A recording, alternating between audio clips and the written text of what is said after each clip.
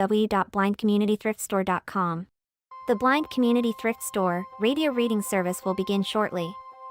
We will be reading local news from around the Southwest Missouri area, Monday through Friday, 10 a.m. to 12 p.m. on YouTube, KSMU, and on the Audio Reader Network at Kansas University. For more information, please visit us at www.blindcommunitythriftstore.com. Please stay tuned as our broadcast will start soon.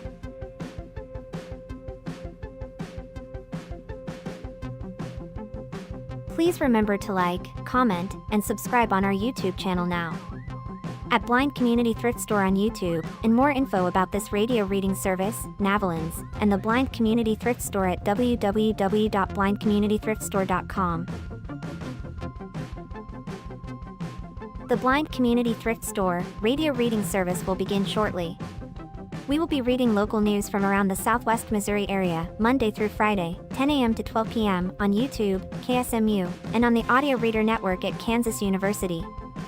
For more information, please visit us at www.blindcommunitythriftstore.com. Please stay tuned as our broadcast will start soon.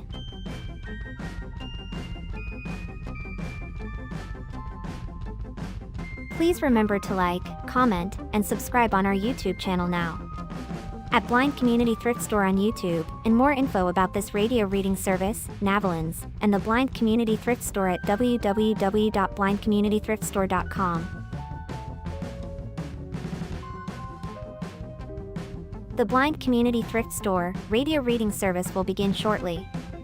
We will be reading local news from around the Southwest Missouri area, Monday through Friday, 10 a.m. to 12 p.m. on YouTube, KSMU, and on the Audio Reader Network at Kansas University. For more information, please visit us at www.blindcommunitythriftstore.com. Please stay tuned as our broadcast will start soon.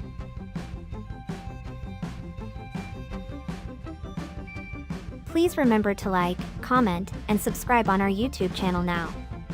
At Blind Community Thrift Store on YouTube, and more info about this radio reading service, Navalins, and the Blind Community... I don't want to. Then don't. Alright, you want to open up your first article? Uh-huh. Just trying to turn off my alarm first. You're good. You got 40 seconds. Yeah. Plenty of time.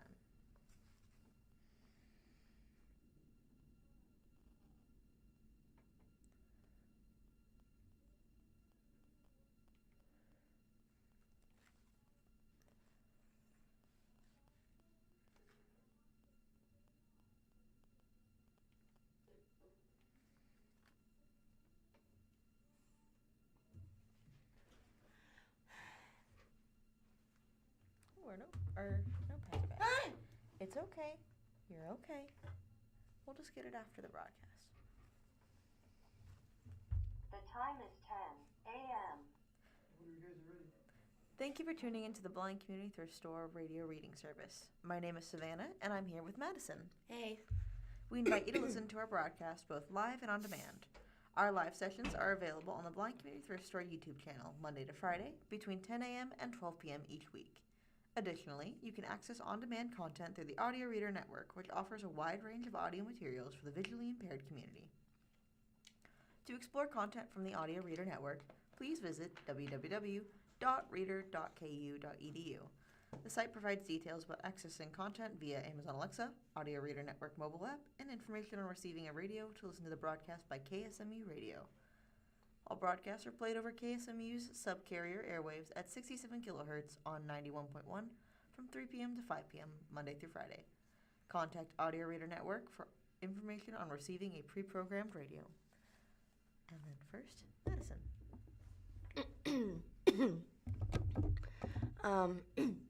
First article is from Ozarks First, and it's regarding the hailstorm we had a few days ago. 3 weeks of work in 25 minutes, auto shops are dealing with hail damage repairs. And this was published by Parker Paget. And it was published yesterday, April 29th. Springfield, Missouri says it's all hands on deck. Or no, it's all hands on deck, Leo Chlor. Clore says as the phone rings behind her. Oh, but she's from Springfield. Okay. Clore is the manager of Auto Glass Now on North Glenstone, just off of St. Louis. I meant St. I am so sorry. St. Louis in St. Louis Street in Springfield. It's okay. Moving on. She's been working for the company since 2022, but says this week's massive hailstorm is the worst she's ever seen. She said, and I quote, "We've gotten ice and a little bit of damage in the previous year, but nothing like what we experienced yesterday was insane. Honestly, it's still insane." With thousands of cars damaged in the storm, many have said it's become very difficult to get into a shop anytime soon. So, how busy is Auto Glass now? Clore said, "We booked out 3 weeks of jobs within 25 minutes. We've had dozens of call center reps helping us. After that first round of hail, we've got the second round, and now we're booked until June 3rd. With that increased demand for work, she's calling in backup and hopes to give some of the current staff a day off during the massive rush." Clore continued to say, "Technically, we can only do 24 jobs a day. I have technicians coming in from Tennessee. I've got 2 techs from Independence, Missouri, and I've got 2 more techs coming from Omaha for next week. We are working a lot of overtime, and we are opening the next 3 Saturdays." Clore says she's not worried about inventory, but rather where she's going to put all the glass she'll need. She says, "We order 2 days ahead, and then they deliver overnight to us. I have 3 runs that come from 3 different distributions every night, and I'm actually in the process of going and buying more glass racks because we're just having to lean glass up against the building on the floor on the cardboard boxes." She adds that the area's been easy to work with as many scramble. Not the game Scrabble, I meant to say scramble. It's okay.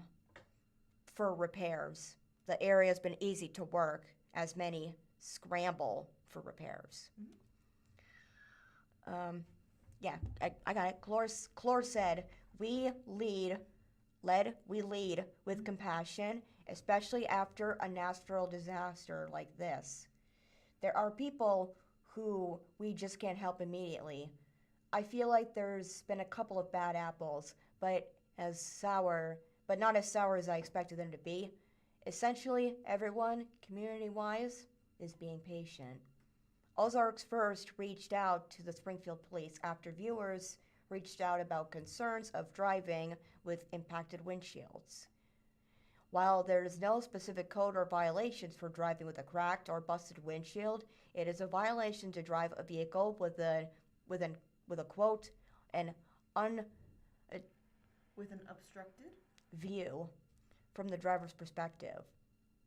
SPD spokeswoman Chris Waters said officers use discretion. What? Discretion. When it comes to enforcement, but will consider the circumstances of Tuesday's storm. From the Springfield Daily Citizen, Springfield's healthcare industry thrives with education technological advancements. 6 regional healthcare experts spoke at the Springfield Business Development Corporation 2026 Healthcare Outlook. They focused on topics impacting the healthcare industry in the Queen City. Article written by Ryan Collins. The article starts with a picture of Dr. David Hostin, Associate Dean at the University of Missouri School of Medicine, as he is one of the speakers on the stage in front of a blue podium that says Healthcare Outlook 2026 SBDC. There is four speakers that sit behind him waiting their turn as he addresses the audience. Springfield's biggest industry, healthcare, is forging ahead thanks to strengthening education programs for the next generation of leaders and technological updates that are improving the physician-patient relationship. That's the key takeaway from Springfield's Business Development Corporation's 2026 Healthcare Outlook. 6 regional healthcare experts representing companies like Cox Health, Mercy Springfield, Jordan Valley Health, and more took the stage to discuss a topic that is impacting the industry in the Springfield region. Multiple speakers focused on the need for a strong pipeline of healthcare workers in the Springfield region. Organizations like the Alliance of Healthcare Education and Strong Education Programs are helping Springfield teach its next generation of healthcare workers. Can I have that pen? That one. Yeah, thank you. Right. Pipeline of healthcare workers. Oops. It's okay. Do you want to just write with the highlighter? Fine. The pipeline of doctors and specialists is about to get even stronger as the University of Missouri implements its School of Medicine expansion. Associate Dean Dr. David Hostin said at the Healthcare Outlook, which was held at the DoubleTree by Hilton Hotel Springfield on April 29th. About 300 people were in the audience.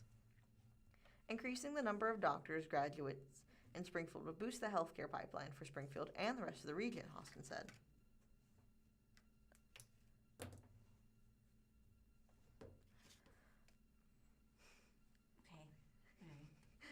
Okay. And will boost the healthcare pipeline for Springfield and the rest of the region, Hostin said. About 40% of our Springfield graduates are returning to Missouri to practice, and 25% are returning to Southwest Missouri to Cox Health, Mercy, Citizens Memorial, and other regional systems here, Hostin said. Now I want to be candid, because while we have made progress, significant gaps remain. MU's Springfield Med School expansion, including a move to a new facility in Southeast Springfield, will allow the students to accept cohorts of 32 students in 2027. By 2030, it hopes to have 128 students in Springfield, according to previous daily reporting. The goal of the program is to retain more students from the Springfield area and give a significant boost to its economy. Hostin announced at the Outlook that in addition to that doctoral program expansion, MU is launching a pathway program for sophomore pre-med students at Missouri State University, Drew University, Evangel University, and Ozarks Technical Community College. The program will create an early assurance pathway to become a medical student here in Springfield, Hostin said, because that is how we expand what is already working. More students from here, more students trained here, and more physicians staying here.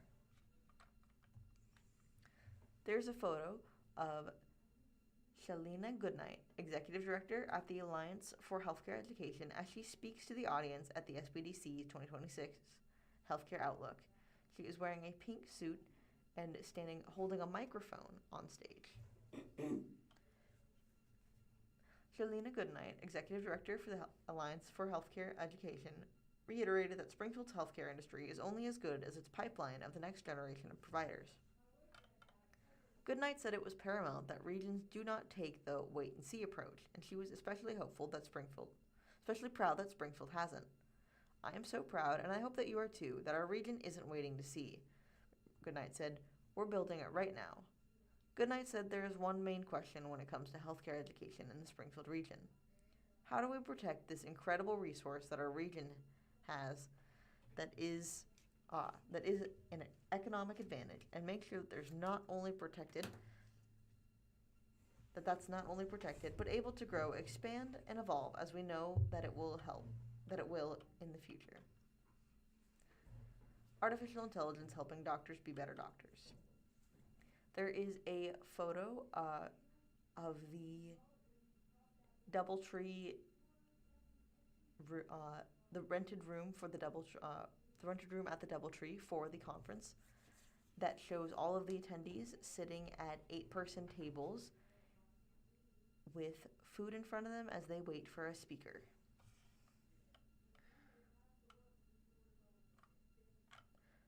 Healthcare technology is finally at the point that it is giving doctors more time to focus on their patients and less time in doing administrative tasks like record keeping.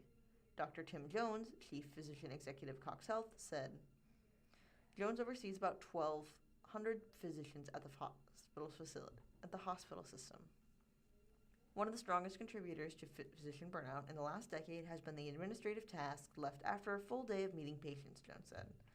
Think about all the paperwork that needed to be filled out, notes filed, and more tasks for every patient a doctor sees.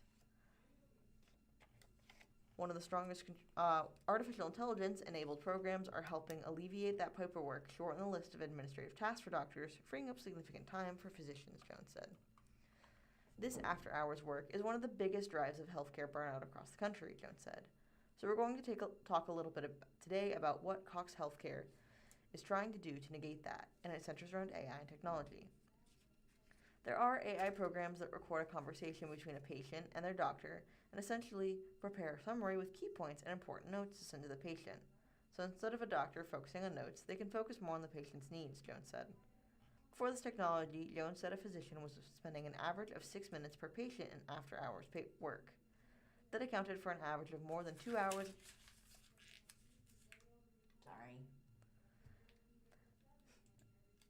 For an average of more than 2 hours of after-hour work for every physician.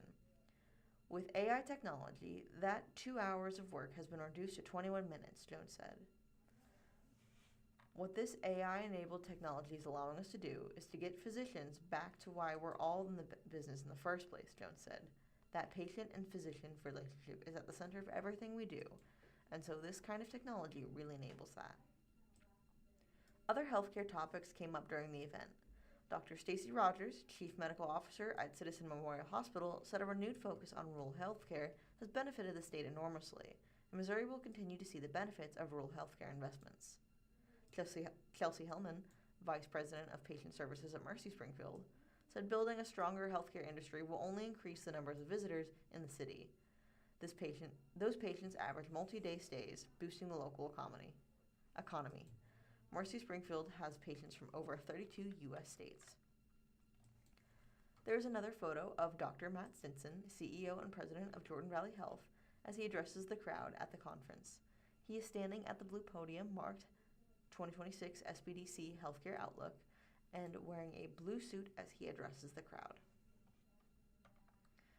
Dr. Matt Stinson, CEO and President of Jordan Valley Health, discussed the launch of the company's foundation, which aims to increase healthcare's reach in Southwest Missouri. The foundation is exploring new ways to reach people. In a curious move, Stinson announced Jordan Valley purchased a laundromat. The purpose of the laundromat is to serve Jordan Valley's health customers, like those in senior programs. But the company aims to use it as a different revenue stream for laundry services for Springfield businesses. One day we're coming to you and we're going to say, "Hey, we've got a laundromat," Stinson said. What would it be like if we were to do your tablecloths and we were to launder them for you? And then we're going to charge you for that, but we're also going to promise you that 100% of the profits that we make are going to go back into the healthcare of the communities that we serve. And that is the end of that article.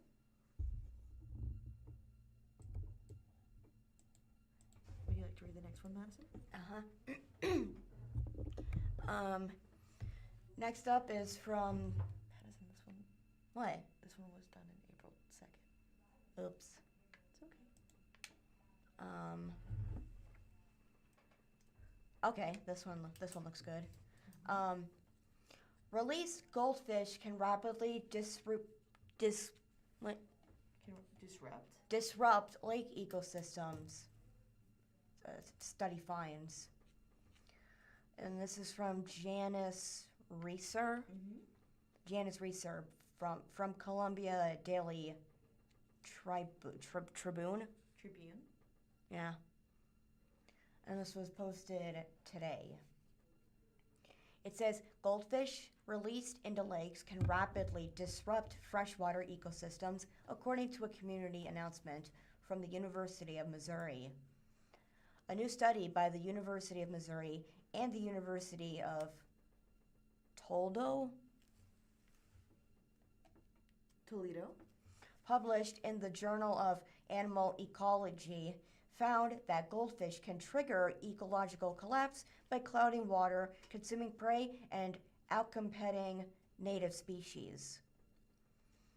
It also says goldfish can cause rapid ecological collapse.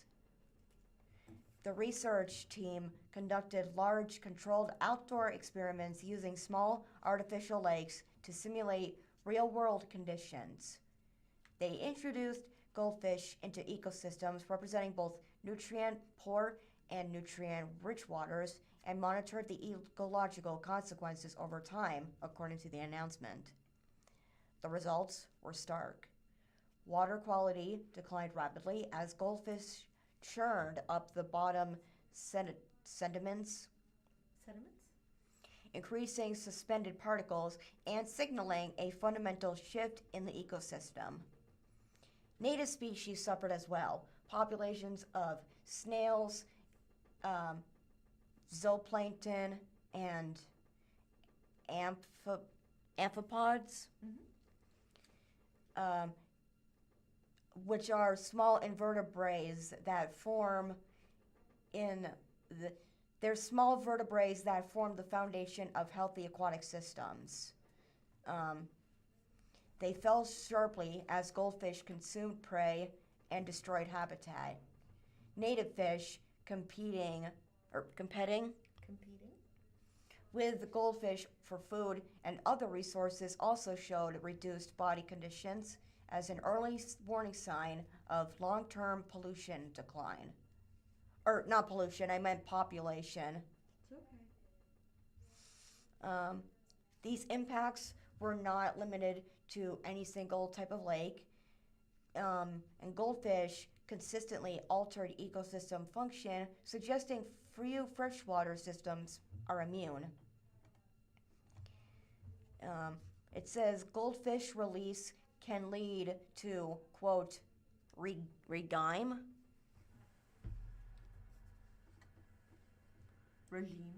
shift. The study used two complementary experimental approaches to separate the system or to separate the specific effects of the goldfish from changes caused simply by having more fish in a system. While some shifts in plant communities were tied to overall fish density, the most severe ecological damage was directly attributable to the goldfish. In lakes invaded by goldfish, researchers documented what ecologists call a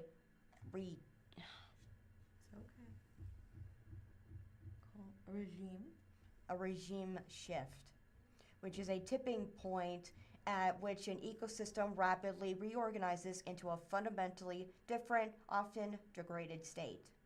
Once this point is crossed, such shifts are notoriously difficult and expensive to reverse, according to the announcement. If goldfish are released into the wild, they rapidly grow into very large fish that stir up lake sediments, consume large numbers of prey, and compete with native fish. Rick Riley, professor in the College of Agriculture, Food, and Natural Resources, director of Mizzou, Johnny Morris Institute of Fisheries, Wetlands, and Aquatic Systems, and co-author of the study, said in the announcement. Researchers urge prevention and public education. The global pet trade moves species around the world at an unprecedented scale, and goldfish rank among the most widely distributed ornamental fish on Earth. The researchers urge natural resource managers to treat goldfish as a high priority invasive species and to invest in prevention, early detection, and control efforts before populations become established. They also stress the importance of public education so pet owners can understand the ecological consequences of releasing aquatic animals. It is critically important to inform the public that their pets can become pests that harm freshwater ecosystems. William Hinds, an associate professor at the University of Toledo, and the author of the study, said in the announcement. He continues by saying, releasing a goldfish into the wild may feel like an act of kindness, but it can quickly become a major illogical threat. For pet owners with unwanted goldfish, humane alternatives include returning fish to pet stores, rehoming them with other aquarium enthusiasts, or contacting local wildlife authorities for guidance.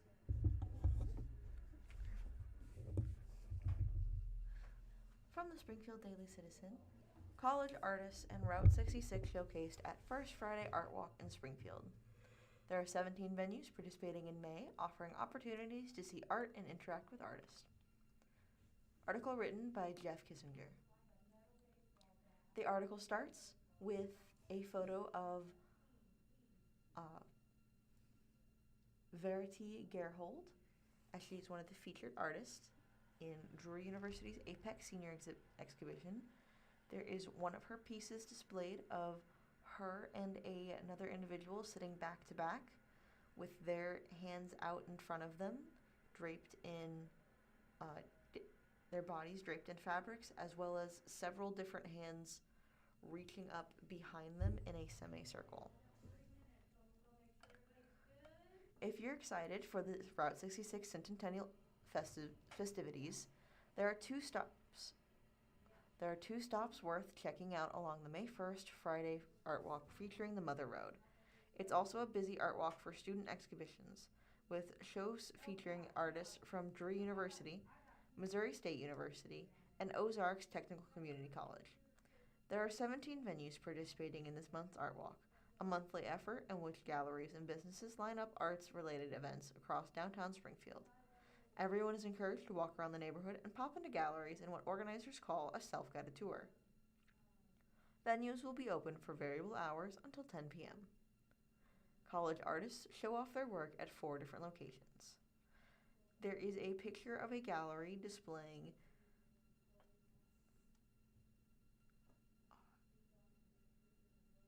one of the 4 shows made by the college students.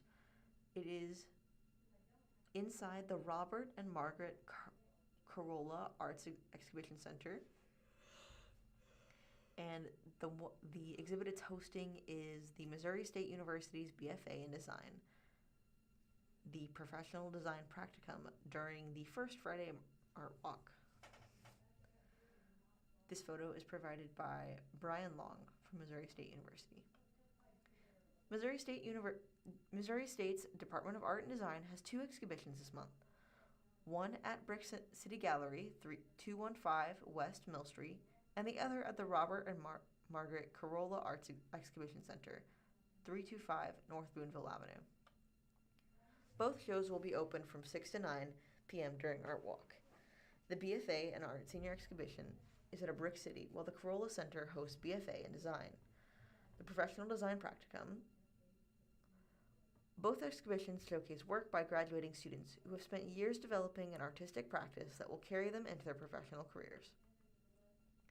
Join Drury University at the Pooled Arts Center, 940 North Clay Avenue, for the opening reception for the APAC Senior Exhibition. It will be open from 5 to 8 p.m. Ozark Technical Community College's Art and Design Department, 1001 East Chestnut Expressway, hosted Spring Student Art Exhibition during Art Walk from 5 to 7 p.m. It features current students' artwork in 2D, 3D, and drawing, media, new media, and digital photography. Traveling exhibit, photography, show spotlight, Route 66. There is a photo of this traveling spotlight, as it just has tapestries of information on Route 66 displayed over the wall and 4 guests reading over them.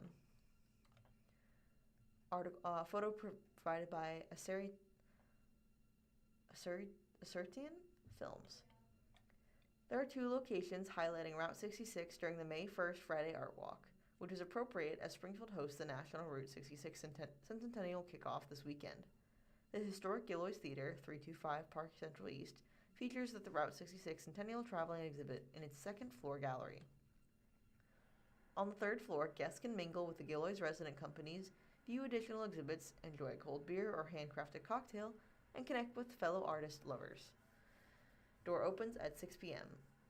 The Route 66 traveling exhibit is the brainchild of documentary filmmaker Katrina Parks, who devoted 10 years capturing the memories, struggles, and triumphs of women who lived across Route 66 in some way. Opening day of the exhibition is on April 30th from 3 to 9 p.m., featuring first-hand accounts of a Green Book Hotel, a safe haven for Black travelers during segregation, alongside insights from historians about the rotoscope film process developed in Missouri in addition to live performances.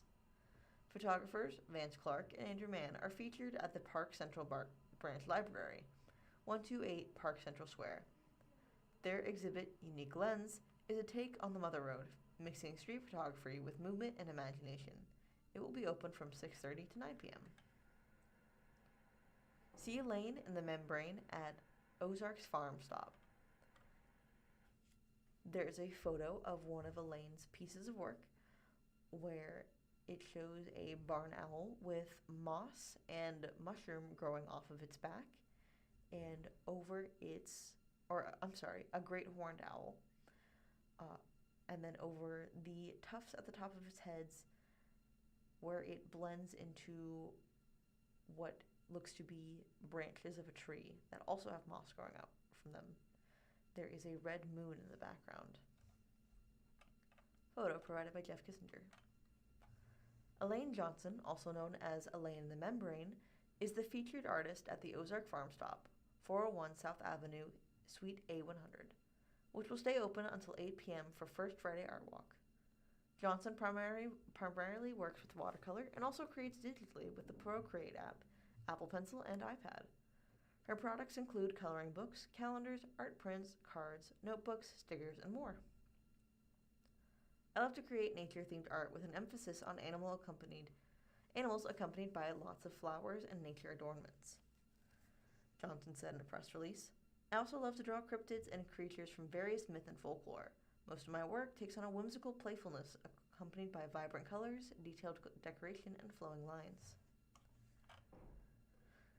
TCI Graphics to host flatbed printer demonstrations. Head over to the TCI Graphics, 615 West College Street, to see works from featured artist Charlotte Anoyce. The acrylic artist creations are described as whimsical. Anoyce teaches classes in acrylics, and her large murals are displayed throughout Lebanon, where she previously lived. Anoyce is the fine art and photograph producer for TCI Graphics. Founded in 1971 as a type house by Fred Lorenz, the company started selling lead type and has seen many changes since.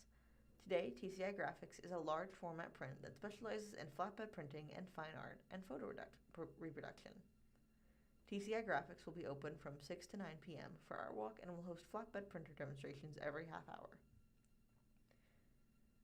There is a piece from Charlotte Anoyce that shows a frog sitting on a skull covered in moss and mushrooms. The frog has its arms crossed as it holds a magic wand and has a purple wizard hat. 9 other venues are open for May's Art Walk. 9 other venues will be open for the May 1st Friday Art Walk. They are the Downtown Church, 413 East Walnut Street, Formed and Artist Collection, 210 East Walnut Street, Forming Art Studios, 330 South Avenue, Gailey's Breakfast Cafe, 220 East Walnut Street, Here's Luxury Living, 138 Park Central Square, Suite 101, Hotel Vandevort, 305 East Walnut Street, JL Long Traders, 318 West Walnut Street, Obelisk Home, 214 West Phelps Street, Suite 101, and Transformation Gallery and Tattoo, 330 East Walnut Street. For more information, visit the official First Friday Art Walk website or find First Friday Art Walk on Facebook.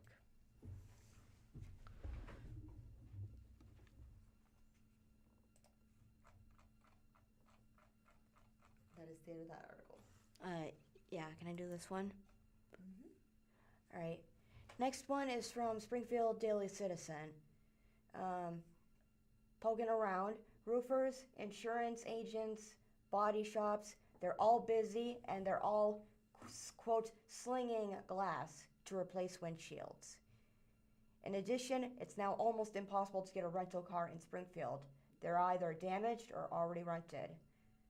This is by Steve Pokin. First off, it starts with some sort of traffic jam, a picture of a traffic jam as McAllister, a parking lot. McAllister's deli employees are inspecting damage from the April 28th, 2026 hailstorm in Springfield.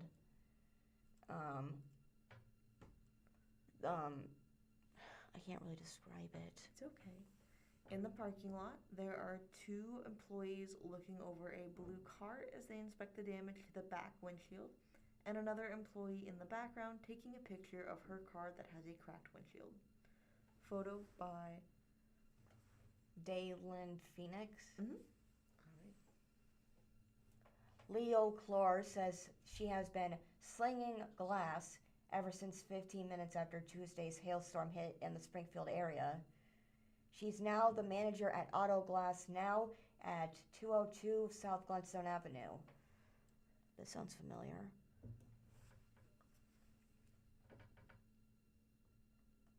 Oh, no, it's similar to another article that I read, but it's completely different. Moving on. Once the first round of hail stopped on Tuesday, April 28th, she says within 20 minutes availability at the shop went from tomorrow to May 18th. Our call volume is off the charts, she tells me. I've got technicians flying in from California next week to help us. Yeah, it's insane. I've never seen glass uptake like this in the 4.5 years I've been here. I randomly picked up Auto Glass Now to call for this story. There was a number for a shop in Springfield and a number for one in Joplin.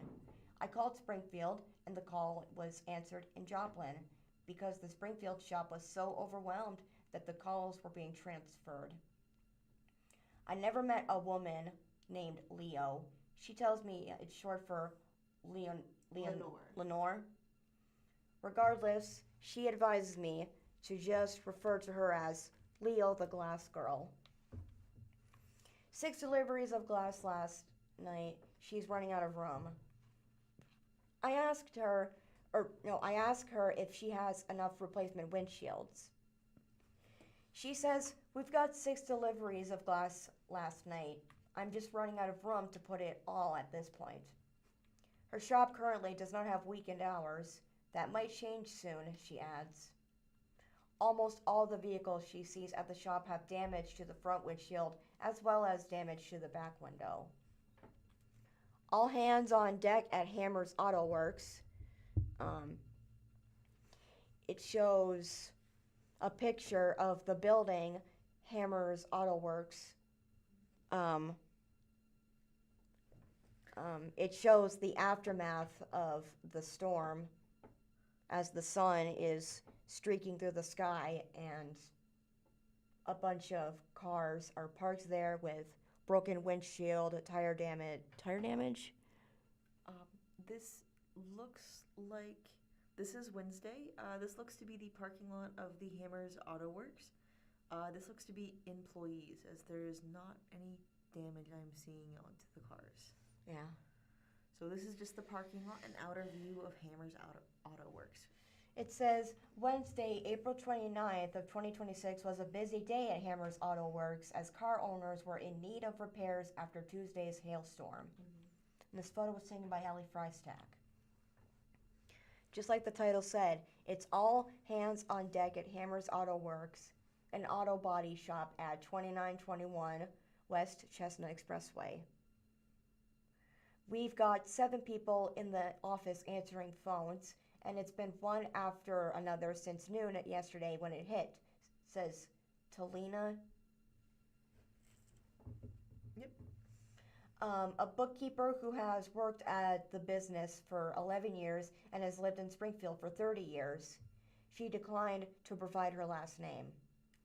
I've heard customers saying that some shops have just shut off their phones because they're so overloaded, she tells me. The insurance companies were really swamped yesterday. It was pretty terrible, but by now, most of them have their catastrophe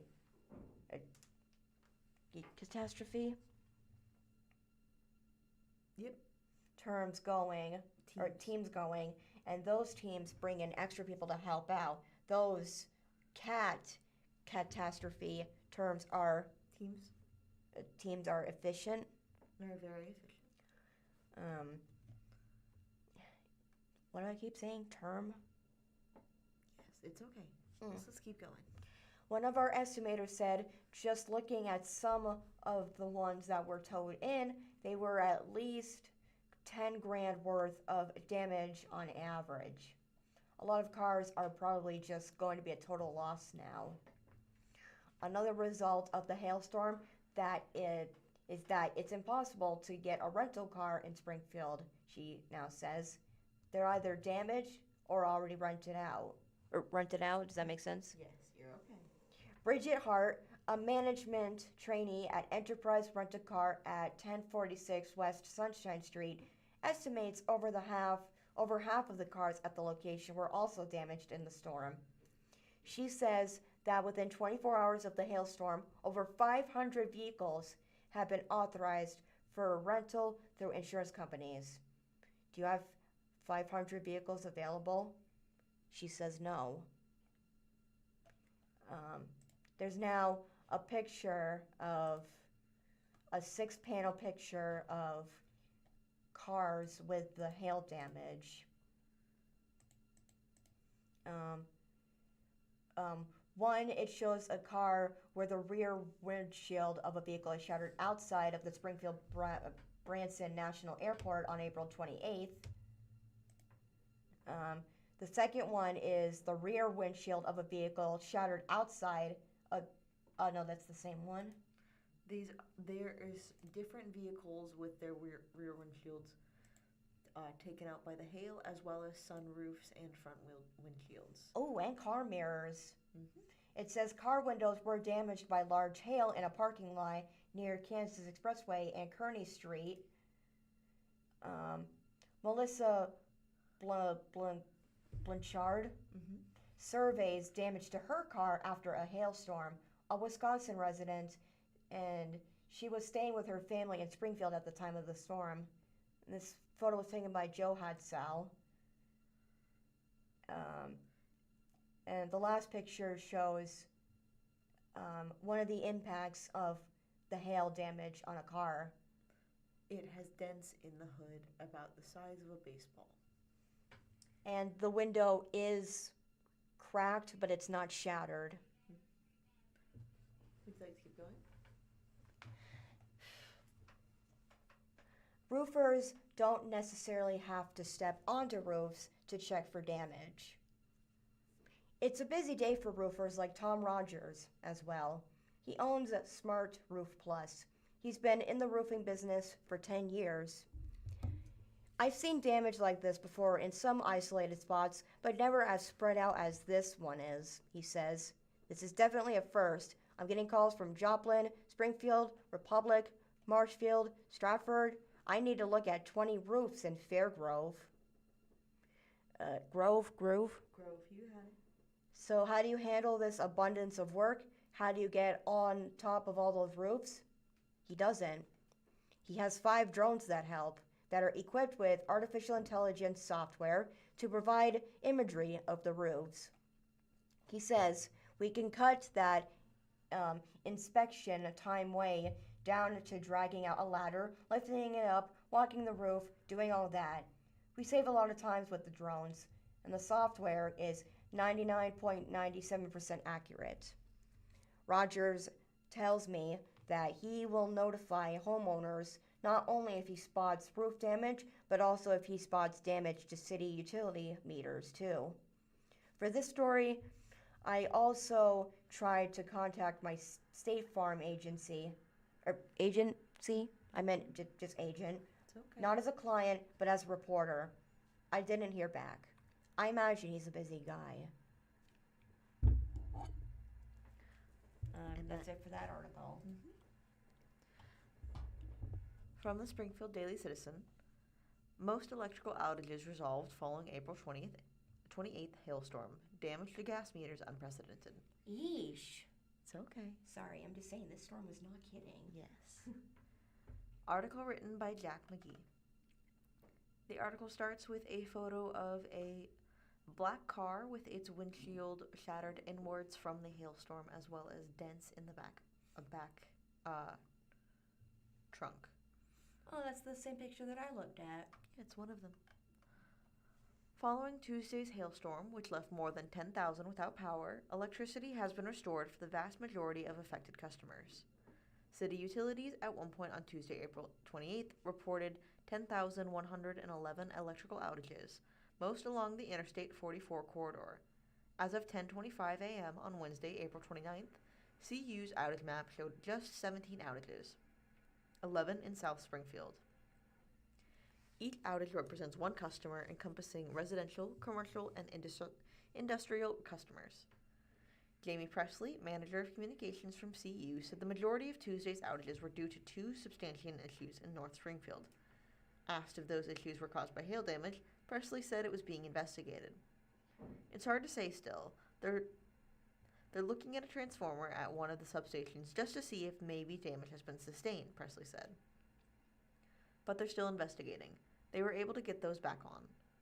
In addition to electricity outages, the hailstorm caused widespread damage across Springfield, including busted windshields and damages to roof, citing gutters and gas meters. Presley described the damage to gas meters as unprecedented and encouraged residents and contractors making repairs to homes to call CU if they notice any damage to the utilities infrastructure. If a gas odor is detected, move away from the area immediately and call 911 or 417-863-9000. Yesterday, I went up to one of our operations areas, and there's a quarter-sized hole through the gas meter, Presley says. You know it's something that folks who have been here for a long time have never seen.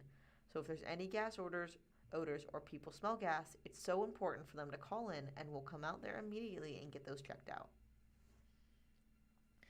That is the end of that article.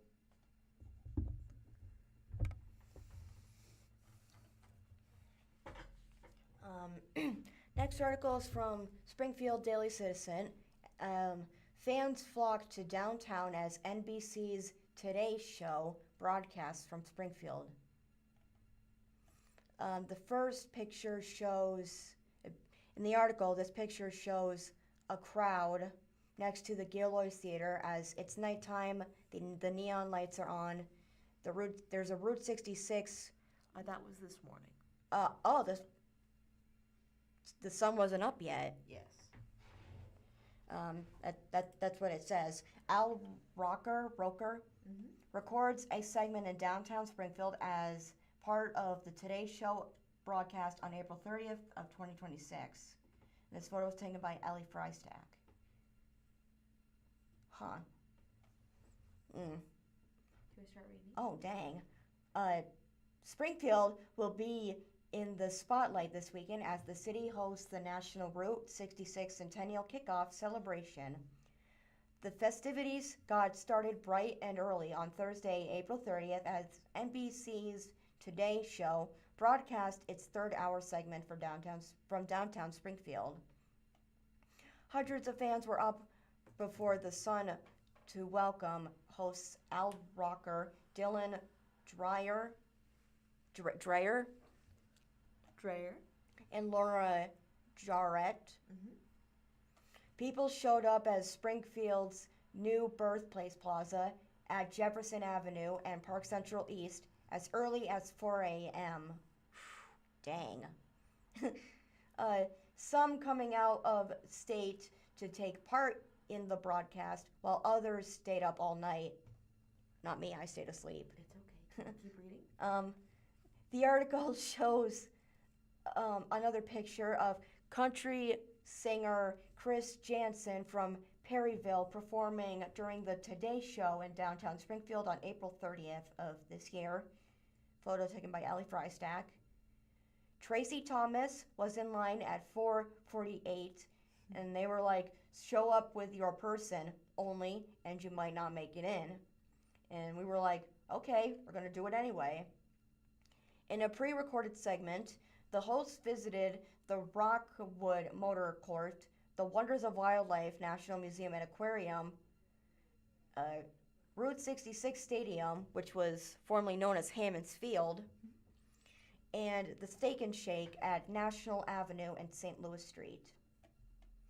Emmy-winning actor John Goodman, a Missouri State University alum, joined the hosts on their outdoor set downtown, and Goodman recalled his days at MSU and choosing theater over football.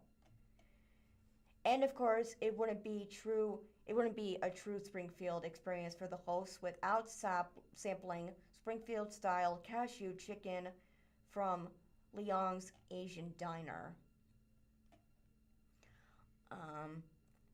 The last picture shows Wing Yi Leong joining the Today Show as he's dishing out some Springfield-style cashew chicken.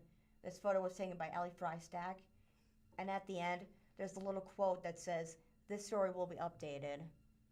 So for now, that's the end of that article.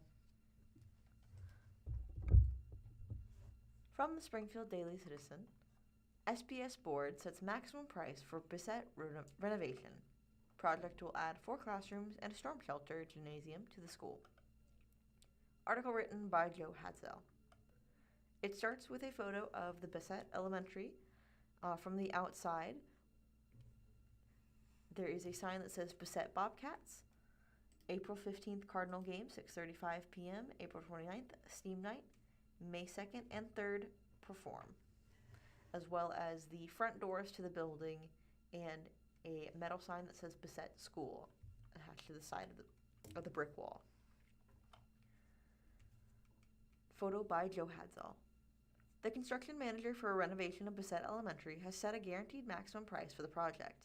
The Springfield Board of Education on Tuesday approved a guaranteed maximum price of $16,156,692 for the Bissett renovation.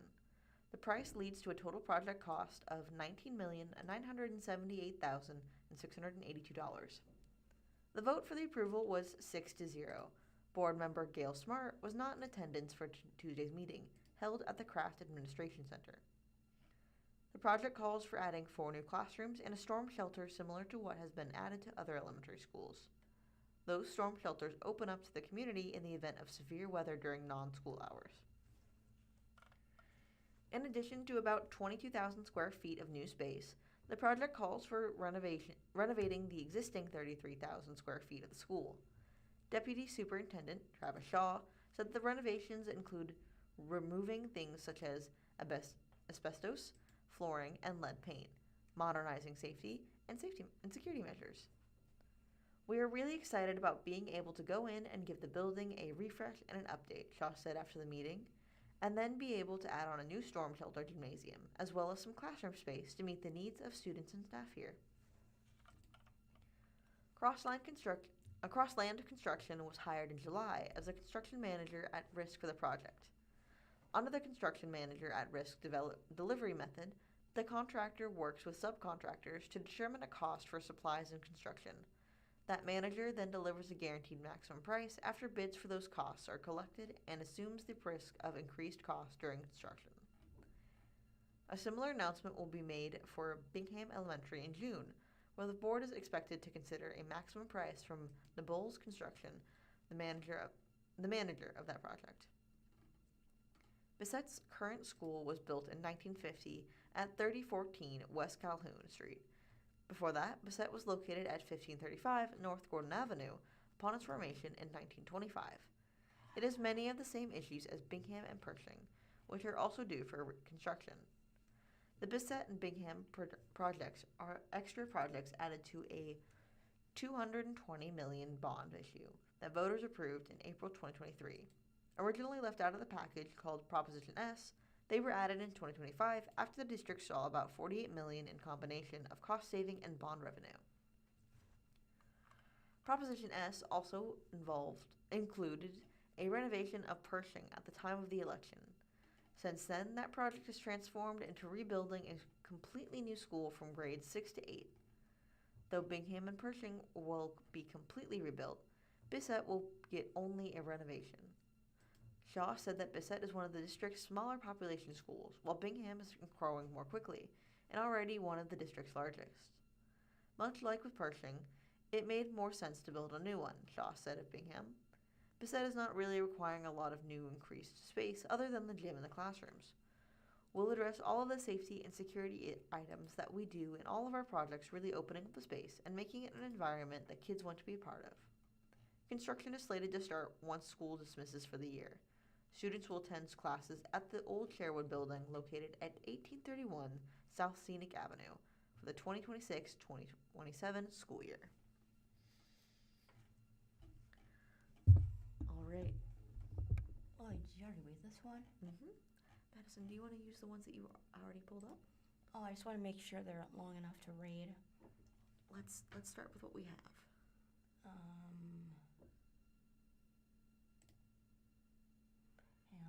on. How about Cinco de Mayo celebrations? It's okay. Just read whichever one is up front. All right. Sorry about that, guys. Next article is from 417 Magazine, and it talks about Cinco de Mayo celebrations. Mayo. And what was that? What am I saying? You said mayo. I am so sorry. Cinco de Mayo celebrations in Springfield, Missouri. This is by Caddy Sloman. I am so sorry if I am. Caddy Sloman. Yeah. April 29th of this year at 10 a.m. is when this was posted. First off in the article, it shows a picture by Brandon Alms of a what do you call a dinner plate, like? From Brandon Alms of 3 tacos on a restaurant platter with salsa, chips, and a green drink in the background on a blue tablecloth. To me, the green drink looks like a margarita. I cannot say for certain, so I wasn't going to define it because I don't have that information.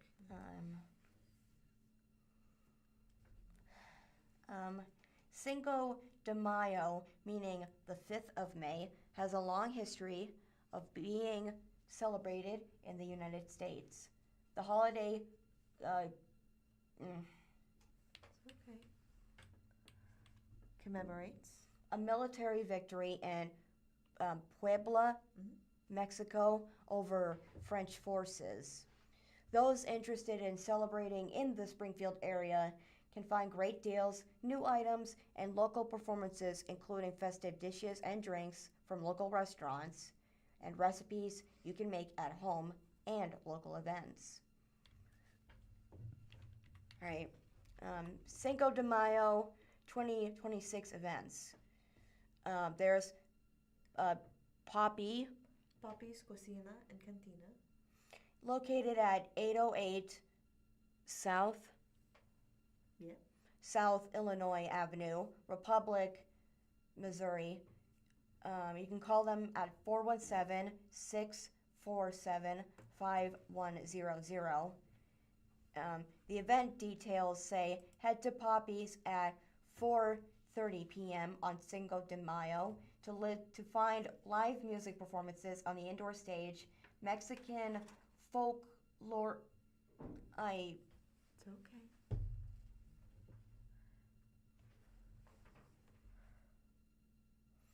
Mexican folklorico.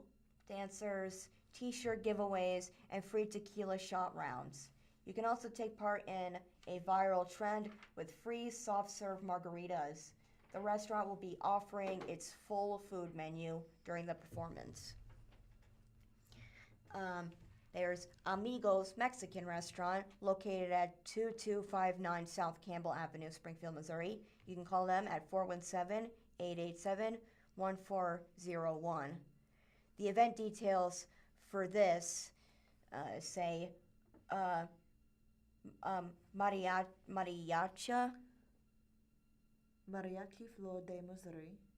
will be set up in the front parking lot of Amigos from 3 to 5 p.m. on Cinco de Mayo. When you listen, play the various yard games or visit the walk-up bars. Take advantage of the fact that Cinco de Mayo falls on Taco Tuesday this year and head inside for $1.99 for tacos and $2.50 for a 10-ounce of domestic draft beers.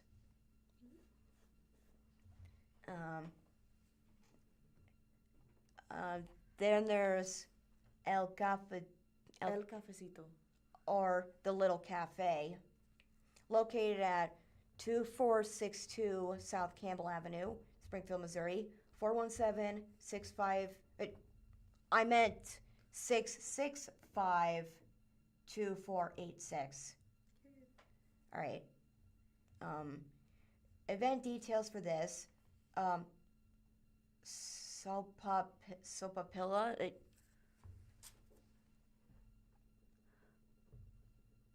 Sopapilla, cheesecake lattes.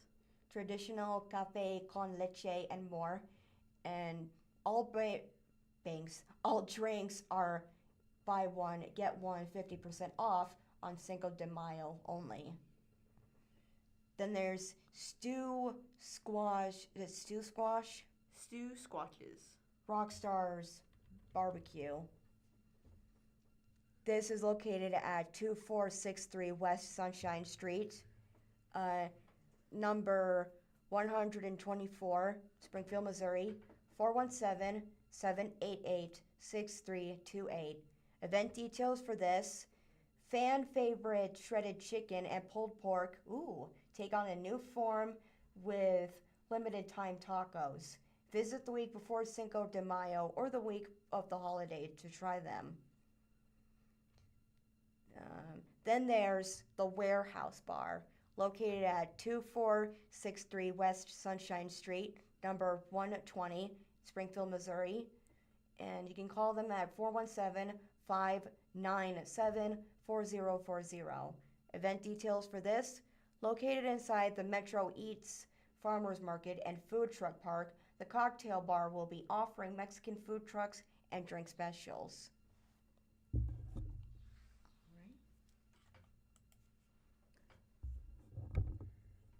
Thank you for listening to the Blind Community Thrift Store radio reading service. The Blind Community Thrift Store is a spacious 17,000 square foot thrift store located in Springfield, Missouri. It holds the distinction of being the first retail store worldwide to incorporate Navi lens technology, which significantly enhances accessibility for the blind, visually impaired, and non-English speaking individuals. This innovative system enables customers to navigate and shop with minimal assistance, fostering independence and confidence.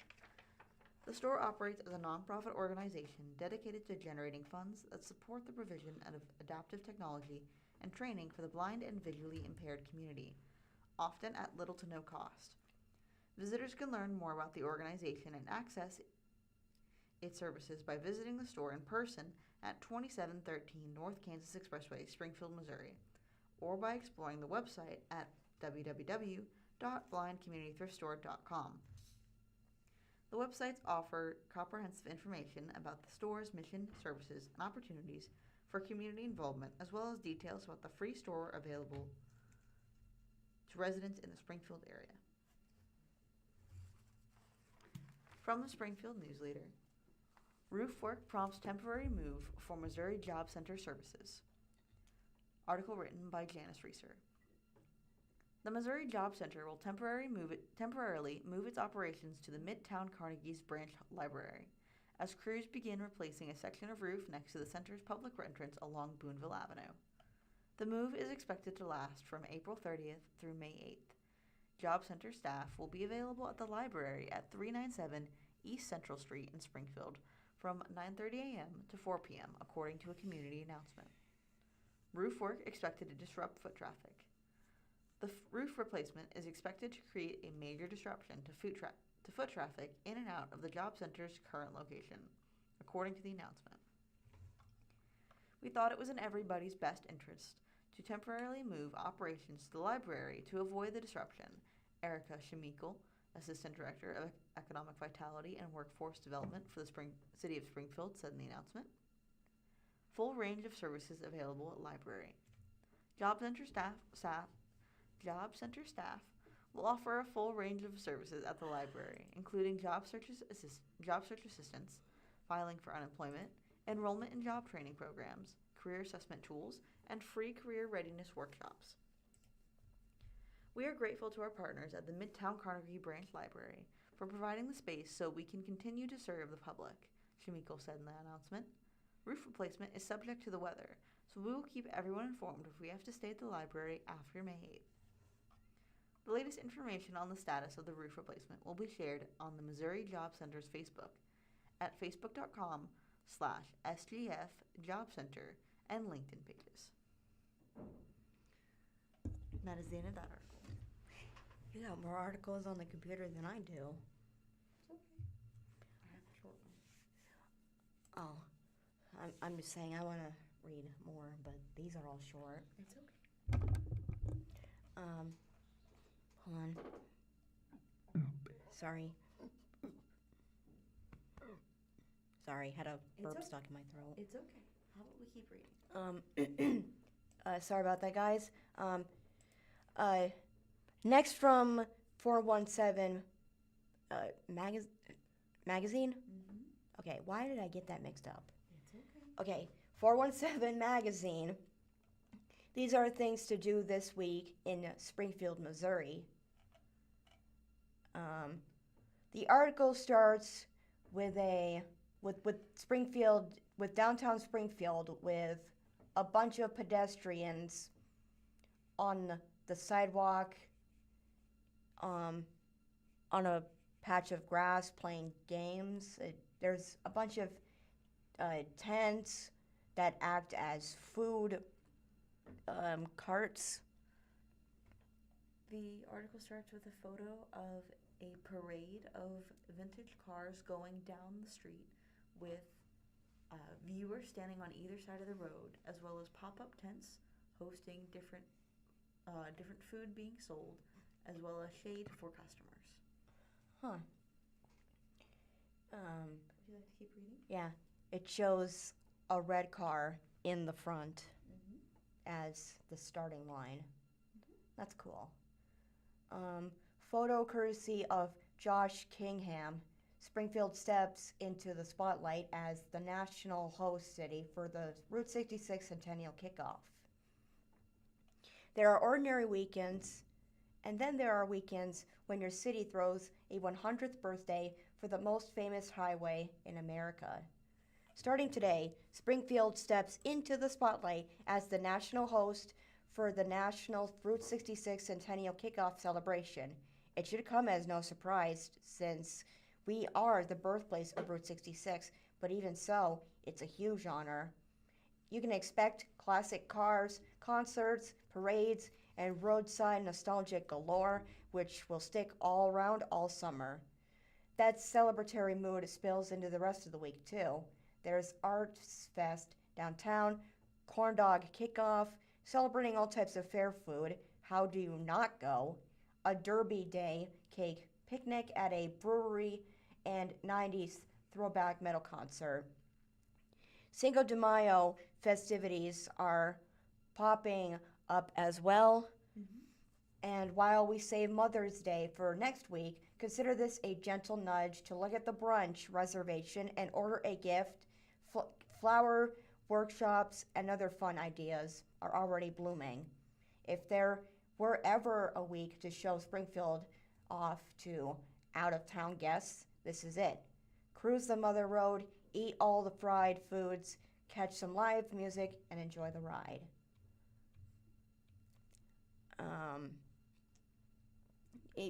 Like I said before, Thursday, April 30th is National Route 66 Centennial Kickoff Celebration located at Great Southern Bank Arena, starting at 6 to 11 p.m., where you can kick off the Mother Road festivities at this star-studded concert where actor and MSU alum John Goodman hosts the show, featuring headliners like Little Big Town and an all-star jam with Chris Jansen, Gretchen Wilson, Gary LaFox of Brasco Flats, the Ozarks Mountain Daredevils, and the Haygoods. Celebrate on Friday, May 1st, you can celebrate America on Route 66 Parade, located at St. Louis Street and Glenstone Avenue, starting at 6 p.m. There will be vehicles. There will be vehicles from 1926 to 1985, the years Route 66 was a commissioned highway, where they'll roll through the city alongside St. Louis Street between Glenstone Avenue and Campbell Avenue. Afterwards, the vehicle will head to C Street for the Red, White, and Bridge Bash.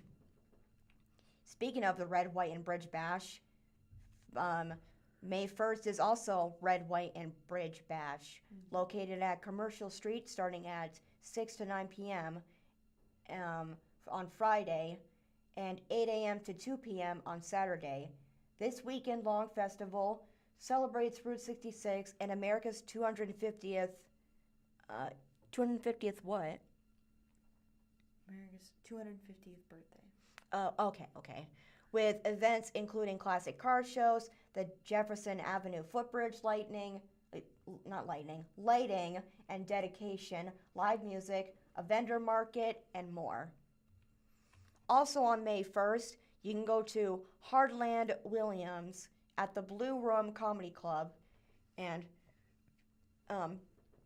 admission to go there ranges from $22.25 to $27.50. It'll be starting at 6:30 and 9:30 p.m. on Friday, and on Saturday it will start at 6 to 8:45 p.m.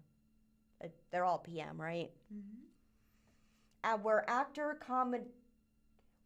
comedian Harland Williams is best known for funny guy roles in movies including Dumb and Dumber, Something About Mary, Down Periscope, and others, plus countless comedy specials. The next up are events for May 2nd. The Corn Dog Kickoff, located at Ozarks Empire Fairgrounds. Admission to go there is $25, and it's starting at 6 p.m., where the fair kicks off in July, but you can enjoy all your favorite foods right now. Head to the Central Buildings event to sample more than 40 classics such as deep fried Oreos, Dole Whip, fried PB&J, and of course, corn dogs. Admission includes unlimited samples, 2 complimentary drinks, and a full-sized corn dog.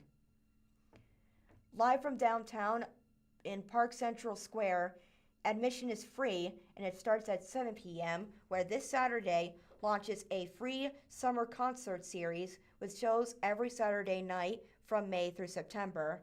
Blue rock band Sean Calvin.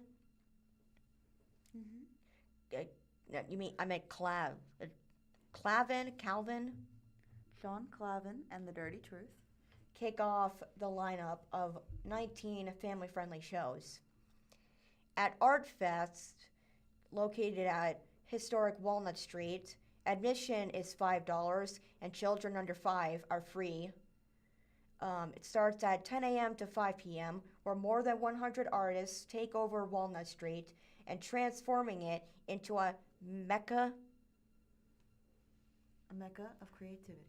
Watch live art demos, browse an art market, listen to live music, sample several food trucks, and get a little messy with hands-on activities including tie-dye shirts. Then there's the Derby Day Cake Picnic at Wire Road Brewing. Admission is $25, starts at 11 a.m. to 12 p.m., where you can honor Derby Day in a unique, delicious way with cake.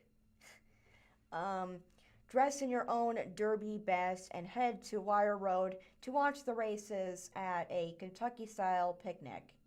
Tickets include a mint mojito, wine slushie, or other drink of your choice, and 6 slices of cake from local bakers. Finally, on Tuesday, May 5th, the Mother's Day workshop at Cassidy Station. With admission, it's $65, and it starts at 6:30 p.m., and it says, calling all mother-daughter duos. This special Mother's Day class is just for you. You'll get 1 hour of hands-on instruction with a local flower farmer and designer, then sip complimentary beverages and create your own fresh, quote, from the garden boutique to take home. Or not boutique, I meant bouquet, not boutique, bouquet. It's okay. Your own bouquet to take home. After that, you can head to the farm for a little early for its Cinco de Mayo farm festive. Fiesta. I meant fiesta. Then Seven Dust at the Agency? live. It's $49 and $21 for a pre-sale, and $54 and $75. Day of show admission. Popular 90s metal band Seven Dust takes the stage once again, but this time it's joined by At Ryu? American Adrenaline and Fire from the Gods. All right. But hang on, doesn't Route 66 turn 100 in November? But we're doing the centennial celebration now, at the birth when Springfield was able to put the postcard out. Right, also because it's warmer months. Possibly. All right. From the SBJ, SPS celebrates staff, names Teacher of the Year. Article written by Claudette Riley. The article starts with a photo of Clarissa Pullman, a world language teacher who was named Springfield Public Schools Teacher of the Year for 2026-27. She sits in front of a beige background with a floral print blouse and smiles at the camera. She looks pretty. At the annual event honoring educators, Springfield Public Schools named Clarissa Pullman the 2026-2027 Teacher of the Year. Pullman has spent the past 13 years as a world language teacher at Perishing Middle School. She teaches Spanish. She has spoken at board meetings advocating for students' access to world languages and talking about what teachers need to be successful in the classroom. Pullman was one of the 5 Teachers of the Year finalists honored April 29th during Celebrate SPS, an event hosted by Foundation for Springfield Public Schools, at the Oasis Hotel and Convention Center. I'm committed to creating a warm and welcoming classroom where students feel safe, valued, and supported. Of course, I want my students to build a strong foundation in Spanish, but even more than that, I want them to know that they're cared for, Pullman said in a news release. My goal is to create an environment that supports both academic growth and personal confidence, so they are prepared not just for high school, but for life beyond it. The additional finalists were also lauded during the event. They include Sean Berry, speech and debate teacher at Hillcrest High School, Destiny Cathy, first grade teacher at Gary Elementary, Jan Foyawa, a special education teacher with the BASE program, and Katie Newber, math teacher at Kickapoo High School. Pullman will compete in the regional competition by the Missouri Department of Education and Secondary Education. Regional winners compete for Missouri Teacher of the Year. The SBS Board of Education publicly thanked the outgoing 2025-2026 Teacher of the Year, Daniel O'Neill, who teaches physical education at Sherwood Elementary and also won the regional honor. All right, and that is the end of that article. Yeah, I can read this one. Next article is from Springfield Daily Citizen, and it says a $20 million trust was meant to honor J.Q. Hammond's, quote, charitable intent. Where did the money go? Court documents, interviews, and IRS filings provide clues to a mystery that bothers Hammond's longtime friends. I'm really sorry. It's okay. This is by Kathleen Odell. Kathleen Odell. The article starts with a ominous view of the John Q. Hammond's Tower as it sits alone in the dark with the sky above looking like it's about to rain. And it seems that the building has no power at all because I can't even see the windows. But how would I describe this type of building? So there is a dark background with the building shaded out to have a dark outline against the dark background. It is a very non-detailed picture, as it is really just the outline of the John Q. Hammond's building against a gray sky. Article photo provided by Jen Wilson. It says, what became of the money for the John Q. Hammond's Charitable Trust has been shrouded in mystery. Hammond's Tower remains a symbol of the late developer's impact on the city of Springfield. And this photo was taken by Jim Wilson. Would you like to start? There's no question that hotel tycoon John Q. Hammond's had a major impact on Springfield. He built office towers, hotels, and enriched hospitals, universities, and charities before he died in 2013 at the age of 94. Oh, dang. His money and influence brought the Springfield Cardinals and a minor league baseball stadium, Hammond's Field, which was renamed last week to Route 66 Stadium. 5 years after his death, the Chapter 11 bankruptcy settlement that toppled his empire left a $20 million trust to honor Mr. Hammond's charitable intent. But where did all of it go? That is the story of that mystery. The article continues with a title that says The Money Trail, and it shows not another very good another non-detailed photo as it's in the dark, but it clearly does show people on some sort of forklift. Not a forklift, something that shoots you up. Like it's okay. They're on a cherry picker as they work on the Hammond's Field sign at the stadium's main entrance on Friday morning, April 24th, 2026. It looks as if to be that the photo has been artificially darkened to give it that ominous view of the same photo of the outline of the building, as there is the cherry picker and the individual working on the sign are both blackened out to be just an outline against a dark gray sky.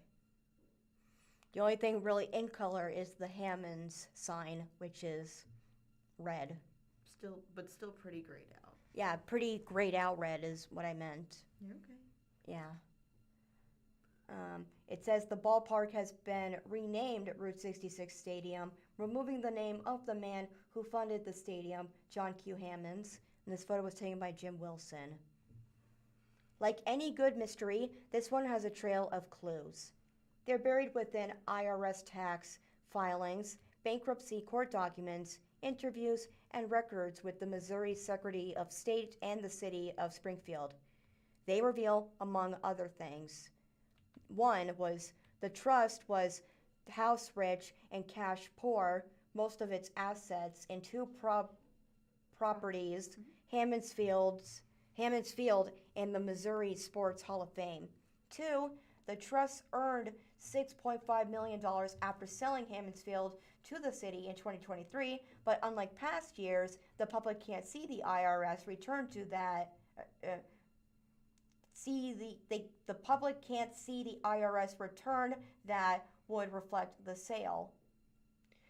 The John Q. Hammonds Charitable Trust, a private foundation, stopped filing its public annual reports and reported $0 assets and dissolved the trust. 3. In that final report, the trust declared that it had, quote, improperly been filed as a charitable foundation since it began. It had also been filing its financials, did I say right? Financials. So I did, yeah, okay. Under a different IRS form that's closed to the public. Scrutiny. And number 4, the larger legacy Recipients. of past Hammonds gifts say they haven't seen any grants since before 2018, when a more than $1 billion $1 billion bankruptcy settlement. transferred control of Hammond's assets to JD Holdings LLC, a national wealth management firm. Some know, but they're not talking. There's no mystery to select a handful to a select handful of people, but they're not talking. JD Holdings LLC owner Jonathan E. Lyon, Hammond's largest creditor, and John Cassell, vice president of investments for Atrium Holding Company / JD Holdings, were named alternately in RIS filings as trustees of the John Q. Hammonds Charitable Trust, and they have not responded to multiple Springfield Daily Citizen requests for interviews. 2 Springfield individuals and former trustees of the bankrupt Hammonds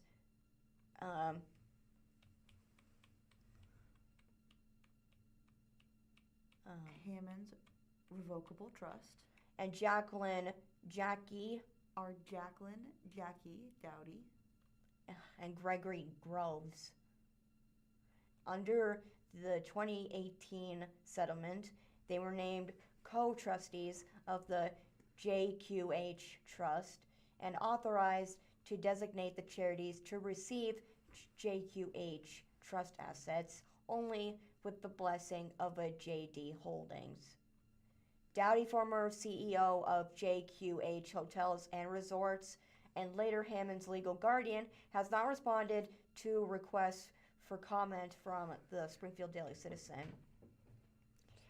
It shows a picture, the article shows a picture of Gregory Groves, Springfield attorney and co-trustee of the John Q. Hammonds Charitable Trust, holding a microphone in front of an audience as he's declining to discuss the status of the trust, citing litigation or potential litigation that we're looking at. This photo was taken by Jim Wilson. Oh, and in the background, there's a faded view of the Cardinals logo. Anyway, contacted by phone, Attorney Groves repeatedly declined to comment about the status of the Hammonds Trust, citing litigation or potential litigation that we're looking at. He added later, we've got some very interesting litigation issues to look at and to determine, and he would not elaborate or identify the litigation. Dowdy and Groves were offered an estimated $615,000 combined servants package in the bankruptcy settlement to resign their leader. Severance. What? Combined severance. package in the bankruptcy settlement to resign their leadership with John Q. Hammond's Hotels and Resorts, according to the settlement. House rich, cash poor. Over the course of his lifetime, Hammond's reach went far beyond the Ozarks. He developed some 210 hotel properties and other assets across the U.S., including interest in an Illinois riverboat casino. But Springfield was not always home office and home. He finalized deals from the He finessed deals. From the brass encrusted 9th floor office of the John Q. Hammond's office building. So that's what that building was in the first picture. His window overlooked Hammond's Tower and Hammond's Field across the street, and to the west stood his signature RT Atrium. style University Plaza Hotel and Convention Center and a Condominium. tower. As I said before about the first photo not being in view, this next photo shows the same building, but this time in a clearer view where you can see the detail on a sunny day. Yes, the photo is taken from a higher vantage point at a distance to show the John Q. Hammond's Tower in full color against a blue sky and spring background of blooming trees and green grass, as well as other buildings surrounding it. That's a beautiful view.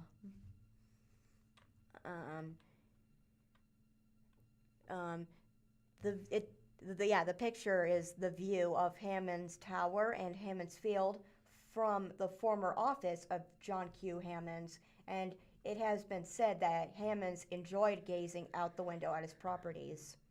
Photo taken by Jim Wilson. I wouldn't blame him. That is a pretty view. Would you like to keep reading? Hammond's and his wife, Juanita, had no heirs, but over the years, Hammond's directed millions in major gifts by way of seed money or capital pledges to so-called legacy institutions. Among them, Missouri State and Drury Universities, Ozarks Technical Community College, and the former St. John's, now Mercy Hospital, Springfield. A bankruptcy, a settlement, and the leftovers. Hammond's wealth and assets were wrapped up in his massive Revocable trust. His trust. Hammond's wealth and assets were wrapped up in his massive revocable trust, the vehicle for his commercial real estate portfolio and hotels. But in 2018, 5 years after his death, Hammond's vast hotel and business empire collapsed under the weight of a Chapter 11 bankruptcy. With it went his personal assets and an old charitable trust established in 1989. And it was then amended in 2013 for tax exempt charitable giving, but was never funded. IRS records, it was never funded. That's what IRS records show. However, in 2024, the IRS revoked the trust tax exempt status for failing to file returns for 3 consecutive years, which is a standard IRS practice. The downfall began in 2005, when Hammond's entered into a complex agreement with his creator and New York-based, with his largest creditor, New York-based J.D. Holdings, LLC, owned by Elaine, to help him privatize his publicity, a publicly traded company. publicly traded company. Yeah. It's okay.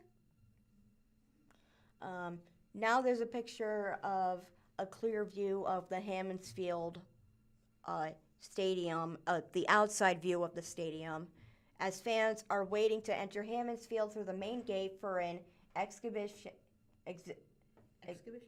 game between the minor league Springfield Cardinals and the Major League St. Louis Cardinals on Monday, March 2nd of 2026. The ballpark has since been renamed Route 66 Stadium. This photo was taken by Jim Wilson. The new structure allowed Hammonds to exit from the public markets, obtain a degree of liquidity, and allow a sale that would trigger capital gains taxes, according to a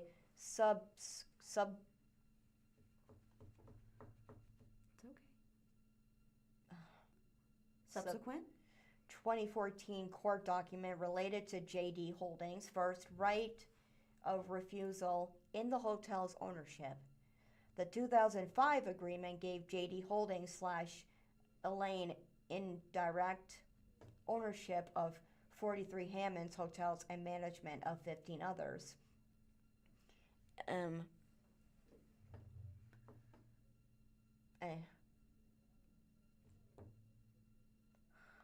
you point with the mouse? Elaine? Yeah, Elaine. Elaine received a right of first refusal and various other rights regarding hotels that Hammonds had developed and owned. But when Hammonds died in 2013, JD Holdings launched efforts to take over the massive business portfolio, but was stopped in 2016 when the Hammonds entities filed for Chapter 11 bankruptcy protection.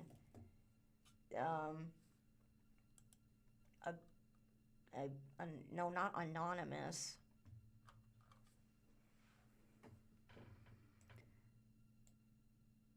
Acrimonious?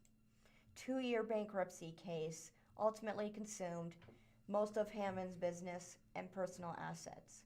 Under the 2018 settlement, JD Holdings reportedly paid more than $1 billion to buy the remaining 35 JQH hotels and nearby 150 other assets, or not nearby, nearly 150 other assets, including Hammonds Tower, Hammonds Field, University Plaza Hotel, the Convention Center, and Highland Springs County Country Club.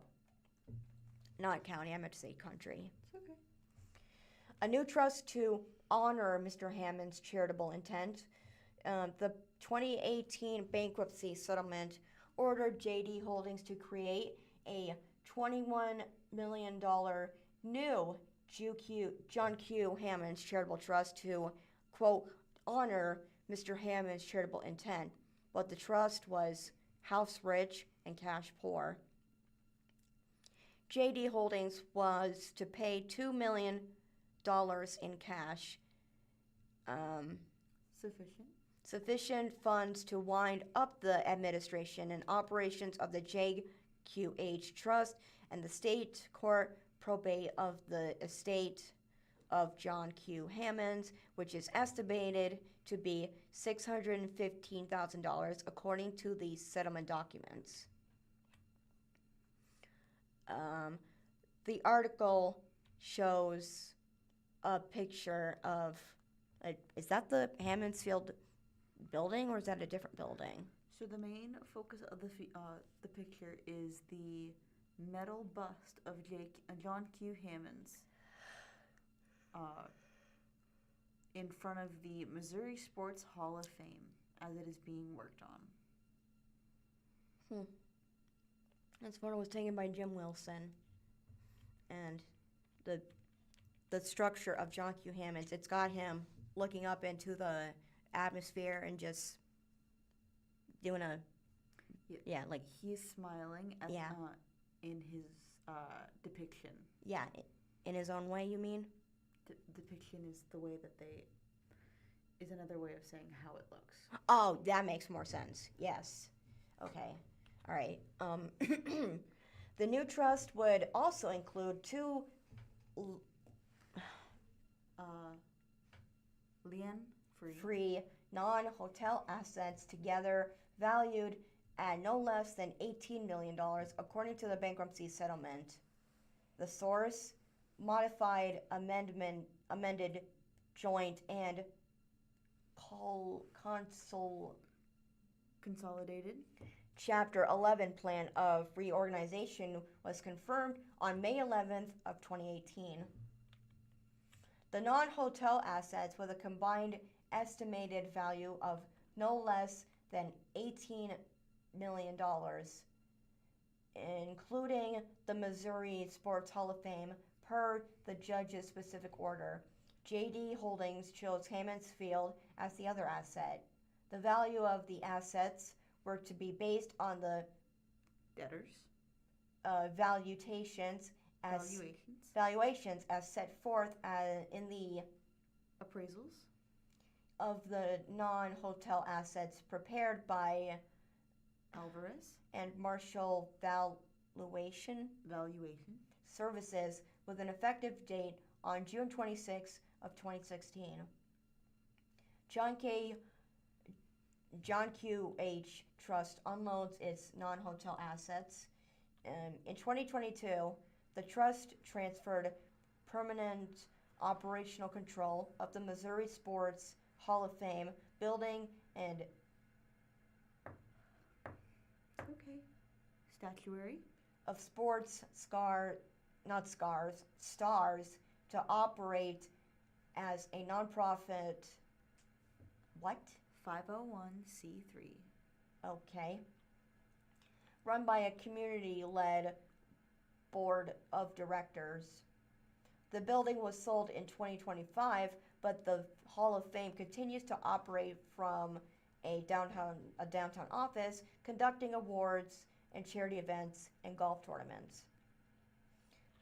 The Missouri Sports Hall of Fame Executive Director Rob Marsh says the organization does not receive funds from either John Q. H. Trust or John H. Q. Foundation.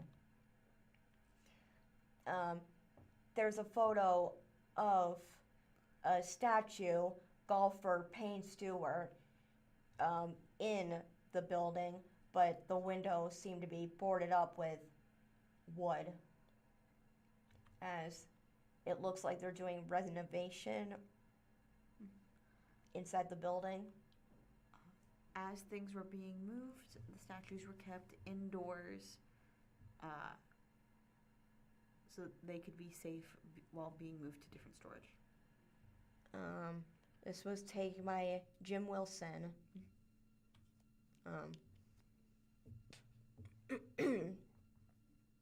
In February of 2023, the city of Springfield negotiated a complex deal with JD Holdings Associates on behalf of the JQH Trust to acquire Hammons Field plus Adjacent. parking lots. A city sales document shows it's paid $6.5 million to the trust for the stadium and paid $5.5 million for the large parking lot across trafficway to owner JD Holdings LLC. Then Mayor Keene McClure says the city could not have bought the stadium for just $6.5 million if it had not overpaid for JK Holdings parking lot. Before the sale, the new trust had been filing annual IRS 990-PF or private foundation. The public was able to inspect those reports online for free through IRS tax exempt organization search or TEOS tool. There's also ProPublica,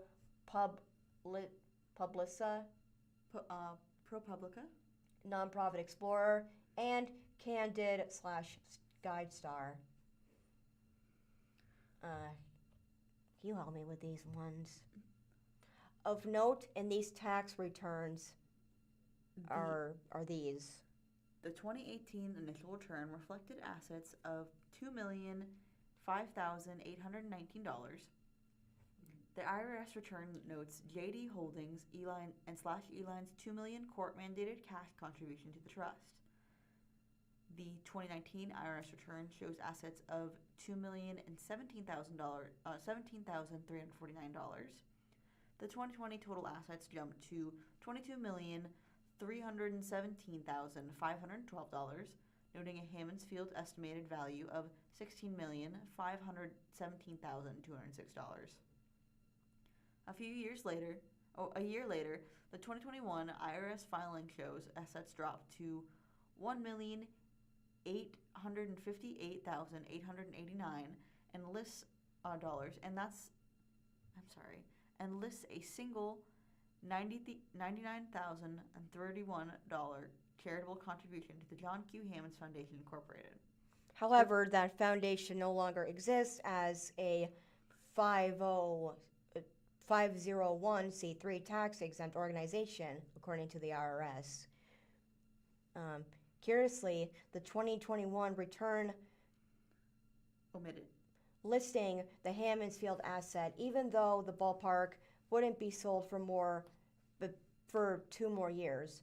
A veterinary and Springfield accounting professional who focuses on nonprofit IRS tax returns reviewed the documents for the Daily Citizen and on the condition of anonymity. Due to the sensitive nature of the topic.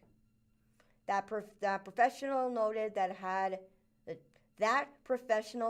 that the trust had been switched accounting firms in 2021, which might explain Discrepancies. in balance sheets. It's okay. A final report and a quote statement of Dissolution. the John Q. H. Trust filed its 2022 IRS return marked final report with $0 assets and a statement of dissolution. The dissolution statement reads, "No final assets to distribute.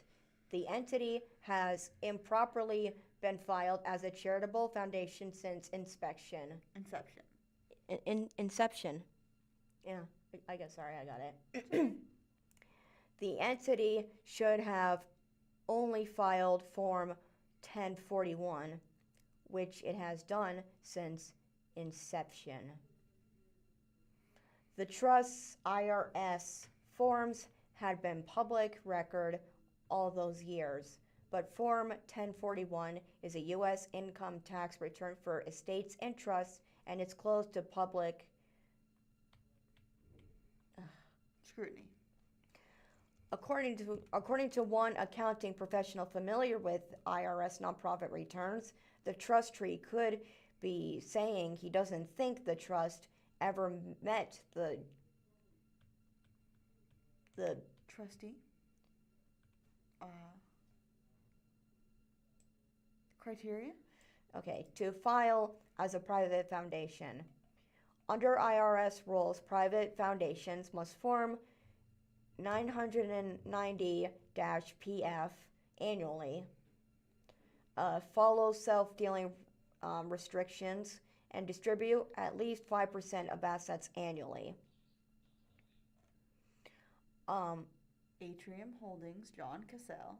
The named trustee doesn't offer any explanation in the statement of dissolution why the trust filed dual 990/1041 IRS reports, or if the John Q. H. Charitable Trust continues to be reported under 1041 forms to the IRS today. Dissolved or just reclassified. The following year, 2023, the $6.5 million sale of Hammondsfield converted the John Q. H. Truth's last physical assets to cash, creating a resource to, quote, honor Mr. Hammond's charitable intent. Where did it go after that? What was it diverted before it could be classified as a charitable trust? The trust dissolved in 2022. It did not file for an IRS form of 990/PF for the public to inspect. The $6.5 million asset for the Hammondsfield sale would be filed under the IRS Form 1041 for estates and trusts, but they are closed to public scrutiny. That's assuming there is anything left of the JQH trust. Hammond's friends have opinions about that now. One theory is the trust is holding a significant portion of the $6.5 million in reserve to settle any tax liabilities related to the Form 990s. Improperly filed from 2018 to 2022. Another is that the trust we used to pay down a host of the JQH trust line Lingering. debts, manager fees, and related administrative costs, again, closed to the public scrutiny. Yeah. Sorry. Savannah's gonna read the rest of the article. My throat's kind of. It's okay. Their business is property investments. The article is broken up with a picture of retired Dr. Steve Atwood, who was Hammond's longtime personal physician and friend. He is facing the camera as he sits at a desk in a white chair, in a white button down, and has a brown watch on display. One Springfield man says he's suspicious about the secrecy surrounding the fate of $66.5 million paid to the trust. Dr. Stephen Atwood, Hammond's longtime personal physician and friend, believes JD Holdings, Elaine, and his associates owe it to Springfield to account for the status of the JQH Trust. It was well known that Hammond supported the city's universities and medical institutions, and he wanted them to go on indefinitely. Much of the success of Springfield and our prosperity included support from Mr. Hammond, Atwood said. The retired doctor and community volunteer had hoped to see Hammond's gifts go to emerging technologies at MSU's Science Lab, Drury's Sustainable Housing Project, or Ozarks Tech's Center for Advancing Engineering. I doubt JD Holdings' career cares to continue any kinds of charitable grants, Atwood said. It's not their business. Their business is property investments. It's not overseeing a charitable trust to give money to people. The article is broken up by another photo of former university president, Dr. John E. Moore, Jr., at his home in Willard as he sits in the garage in a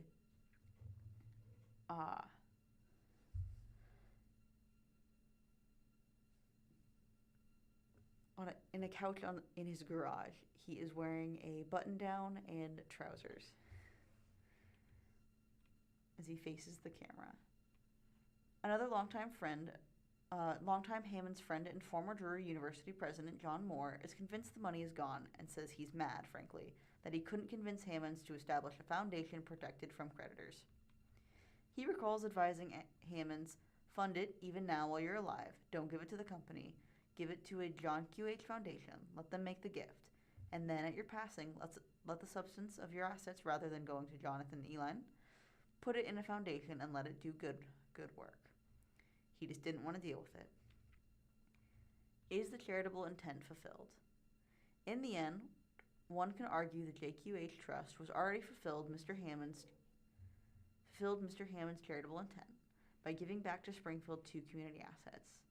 The trust turned over the Hall of Fame in 2022 to its own 501c3 nonprofit organization with its board of community volunteers. The bigger news came in 2023 With the John Q. H. Trust sold Hammond's Field to the city, a reliable owner with a stake in its survival. It's guaranteed the Springfield Cardinals remain in Springfield to play ball until 2038. The purchase of the large parking lot across East Trafficway was something to celebrate as well. The $20 parking fee set by JD Holdings Hospitality Wing Atrium Hospital drew the ire of fans and Cardinals alike. It's $10 now. The MSU Bears baseball team also now has a license to play at Hammond's Field through June 30th, 2030. Ken McClure, who was mayor during Hammond's Field 2023 sales negotiation from the JQH Trust to the city, seized the benefit. There is a photo of then Springfield Mayor Ken McClure at a conference in December 18th, 2024. It is a close-up shot of him against a gray sky as he faces the camera, frowning, wearing a black blazer, as a blue undershirt and a red tie. It's not just an economic factor, it's a stature factor, the stature of the community, McClure says. We've got the AA team of the St. Louis Cardinals, and that distinguishes us from anybody else. McClure knew Springfield could have lost the Cardinals team. The ownership of Hammond's Field has been in question since 2016 as the city worked with the JQH Trust through complex legal maneuvering.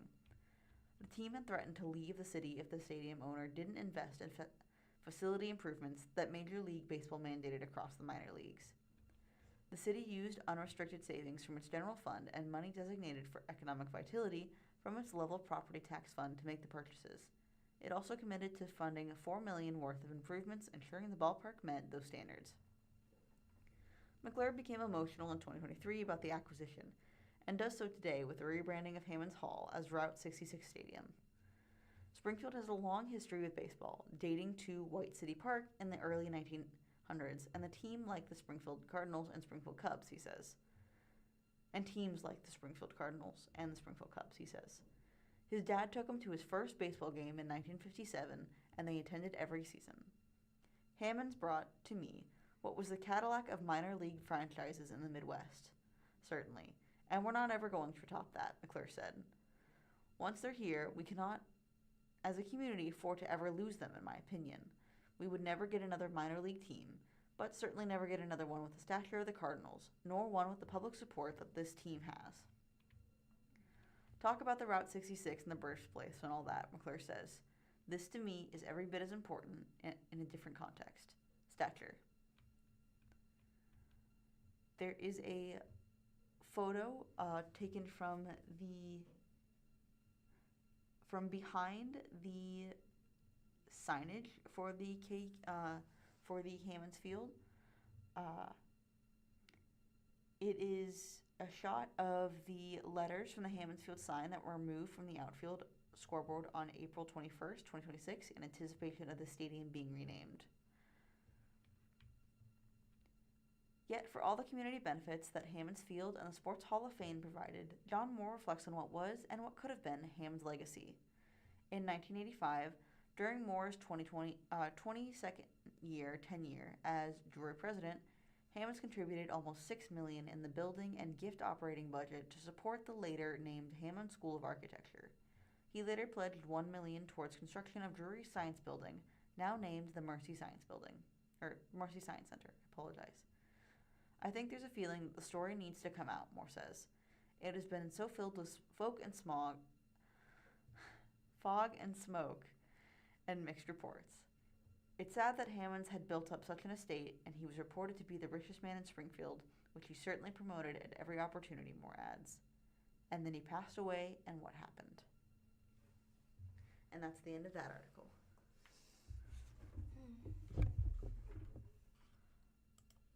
From the Springfield Business Journal, former Springfield and United Way leader takes up study of future.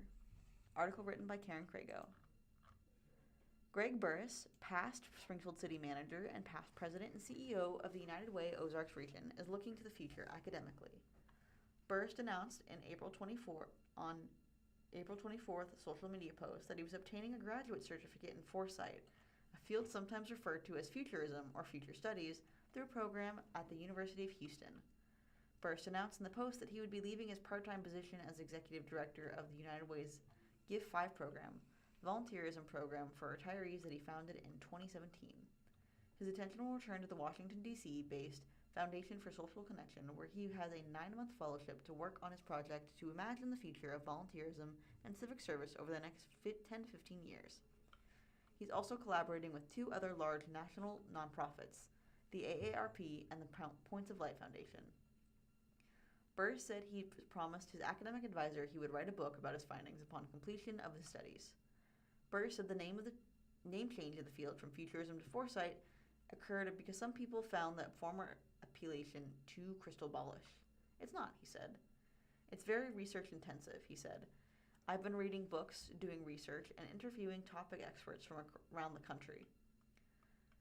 Burris plans to commit to paper his ideas about possible scenarios for the future of service. It's not that I'm going to tell you what will happen, or that I can tell you the lottery numbers for tomorrow. That's what everyone thinks, he said. What I can do is research all elements of this topic and consider questions like, how will political polarization impact the future of volunteerism and civic service? Or how will economic conditions impact it? If the economy goes south, people will likely have less free time, perhaps working more to pay their bills. They obviously will have less time to volunteer, he said. On the other side of the equation, with an economic downturn, more people will need the kind of assistance a volunteer force provides. Burris said a foresight professional puts together scenarios and tries to determine which are the most likely to occur, then work backwards to determine what stakeholders can do to prepare. We tend to think our default mode is to think that the future is going to happen to us, so we're going to have to react to whatever unfolds, he said. With strategic foresight, you see that you have a chance to help shape the future.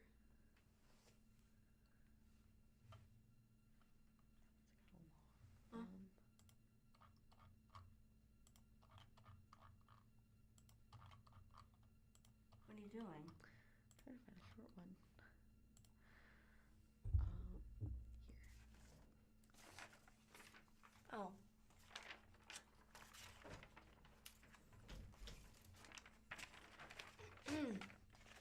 Well, thank you for listening to the Blind Community Thrift Store radio reading service. Tune in every week, Monday through Friday, on the Blind Community Thrift Store's YouTube channel at 10 a.m. for more up-to-date news from the Springfield News-Leader, Springfield Daily Citizen, Springfield Business Journal, and 417 Magazine. Listen after we are live on the Audio Reader Network at www.reader.ku.edu. All broadcasts are played over KSMU subcarrier airwaves at 67 kilohertz on 91.1 from 3 p.m. to 5 p.m. Monday through Friday, and you can contact Audio Reader Network for more information on receiving a pre-programmed radio. I'm Madison Gilbert. And I'm Savannah. Thank you for listening.